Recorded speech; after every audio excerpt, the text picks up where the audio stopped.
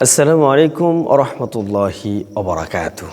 কাছে কিংবা দূরের, দেশ ও দেশের বাহির থেকে যারা আমাকে দেখছেন শুনছেন, সকলকেই আন্তরিক মুবারকবাদ এবং অভিনন্দন জানিয়ে আমি শুরু করছি আজকে একটি রমাদানুল মুবারকের গুরুত্বপূর্ণ একটি আয়োজন নিয়ে, গুরুত্বপূর্ণ একটি বিষয় নিয়ে, যে বিষয়টি শুনলে পারে, মানলে পারে, জানলে পারে আমরা অনেক উপকৃত হব। অনেকে জানে না, অনেকেই বিষয়গুলি জানে না, সো তাদের জন্য আর কি মেসেজটি ড্রপ করা হচ্ছে।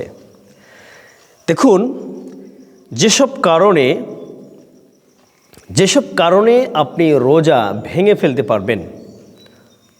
এখন অনেকে বলবে, কি আজব, রোজা কি আবার ভেঙে ফেলা যায়? হ্যাঁ, রোজা ভেঙে ফেলা যায়। রোজা আপনি ভেঙে ফেলতে পারবেন, কোনো সমস্যা নেই। 7টি কারণে আপনি রোজা ভেঙে ফেলতে পারবেন। 7টি কারণে। 1 নম্বর 1, মুসাফির অবস্থায় আপনি রোজা ভেঙে ফেলতে পারবেন। মাশাআল্লাহ তাআলা, আলহামদুলিল্লাহ। মুসাফির অবস্থায় আপনি কি করতে পারবেন? রোজা ভেঙে ফেলতে পারবেন। নাম্বার 2, রোগ বৃদ্ধি হবে। রোগ বৃদ্ধি মানে রোগ, আপনার শরীরের রোগ বৃদ্ধি বেশি আশঙ্কা থাকলে, বৃদ্ধি হবে এরকম বেশি আশঙ্কা থাকলে আপনি রোজা ভেঙে ফেলতে পারবেন। আল্লাহ রাব্বুল আলামিন আমাদেরকে যে ফরজ বিধান দিয়েছেন, এই বিধানটি আমাদের উপরে যে জুলুম করেছেন, চাপিয়ে দিয়েছেন, বিষয়টি তেমন নয়। নাম্বার 3, গর্ভের সন্তান যদি নষ্ট হয়ে যায়, ভ্রূণ যদি নষ্ট হয়ে যায়, বেবি কনসিভ করেছে, এই বেবি কনসিভ করার অবস্থায় যদি কোনো মা মনে করে যে আমার বেবিটা নষ্ট হয়ে যাবে না খাবার খেলে বা নিয়মিত ঔষধ না খেলে, আমার বেবিটা কনসিভ করেছি, আমার বেবিটা ড্যামেজ হয়ে যেতে পারে, সেই ক্ষেত্রে রোজা সে ভেঙে ফেলতে পারে, কোনো সমস্যা নেই। নাম্বার 3, এমন তৃষ্ণা বা ক্ষুধা হয় যাতে ওই সময় যদি সে কিছু না খায়, না পান করে, তাহলে লোকটি মারা যাবে, সে মারা পড়বে। এমন তো অবস্থায় সে রোজা ভেঙে ফেলতে পারবে। 5 নম্বর, শক্তিহীনতা বৃদ্ধি হয়ে গেলে, একদম আপনি নিস্তেজ হয়ে গেছেন, আপনার শরীরে আর কোনো শক্তি বলে কোনো জিনিস নেই, এনার্জি নেই, আপনি কোনোভাবেই আপনি উঠে দাঁড়াতে পারছেন না, এমন অবস্থায় আপনি রোজা ভেঙে ফেলতে পারেন।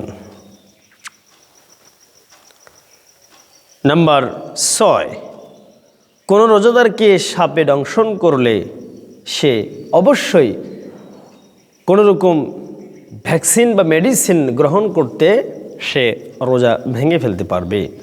নাম্বার 7, মেয়েদের হায়েজ নেফাসকালীন সময় রোজা ভঙ্গ করা জায়েজ।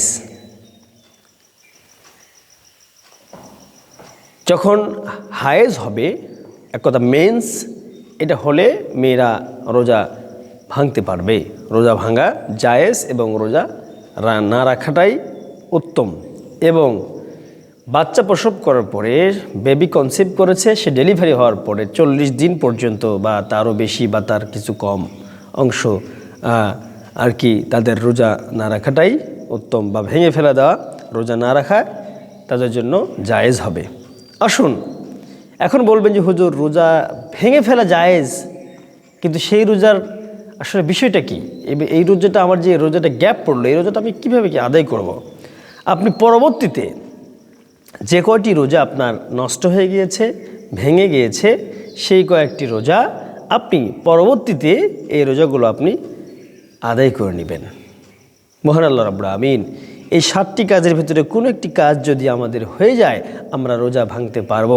অনেকে মনে করে যে মনে হয় রোজা রাখছি, আর রোজা ভাঙলে পারে হয়তো বা জাহান্নামে চলে যেতে হবে, বা এইটার বিশাল একটা আযাব বা বিশাল শাস্তি। হ্যাঁ, ইচ্ছাকৃতভাবে যদি কেউ ভেঙে ফেলে, এই 7টির ভিতরে একটিও আপনার নয়, আপনি ভেঙে ফেললেন ইচ্ছা করে, তাহলে আপনাকে 80 হব্বা আপনাকে জাহান্নামের আযাব আপনার উপরে বরাদ্দ রাখা হয়েছে। নাউযুবিল্লাহি মিন যালিক। আল্লাহ রাব্বুল আলামিন আমাদের সকলকেই এই সকল রোজার বিষয়গুলো জেনে বুঝে আমল করার তৌফিক দান করুন। সকলে বলছি আল্লাহুম্মা আমিন। আসসালামু আলাইকুম ওয়া রাহমাতুল্লাহি ওয়া বারাকাতুহু।